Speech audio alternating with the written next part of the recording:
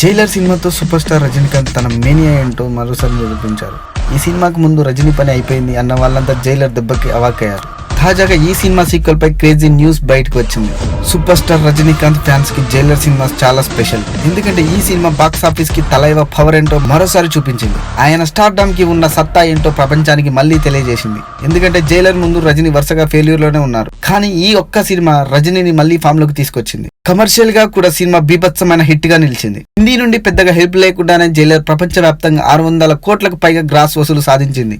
తలైవాకి ఇంత పెద్ద హిట్ ఇచ్చిన జైలర్ దర్శకుడు నెల్సన్ దిలీప్ కుమార్ మరోసారి రజనీతో సినిమా చేయబోతున్నారట. రజనీ నెల్సన్ కాంబోలో మరో సినిమా రాబోతుందని కోలీవుడ్ లో గట్టిగానే వినిపిస్తుంది. ఇక వీరిద్దరు జైలర్ సీక్వెల్ లోనే తీస్తారన్నది టాక్ రావడంతో ఈ వార్త నేషనల్ వైడ్ ట్రెండింగ్ లోకి వచ్చేసింది. నెల్సన్ ఇప్పటికే జైలర్ 2 స్క్రిప్ట్ కోసం పని మొదలు పెట్టారట. ఈ మేరకు ట్విట్టర్ లో #జైలర్ 2 ట్రెండ్ అవుతుంది. రజనీకాంత్ ప్రస్తుతం Jai Bhim cinema fame TJ Gnanavel దర్శకత్వంలో వెట్టాయన్ షూటింగ్ లో ఉన్నారు. దీని తర్వాత రజనీ లోకేష్ కనకరాజుతో సినిమా చేయబోతున్నారు. ఆ తర్వాతే జైలర్ 2 సెట్స్ మీదకి వస్తుందని సమాచారం. ఇదే నిజమైతే మాత్రం జైలర్ 2 కలెక్షన్లు మామూలుగా ఉండమంటూ తలైవ ఫ్యాన్స్ ఖుషీగా ఉన్నారు.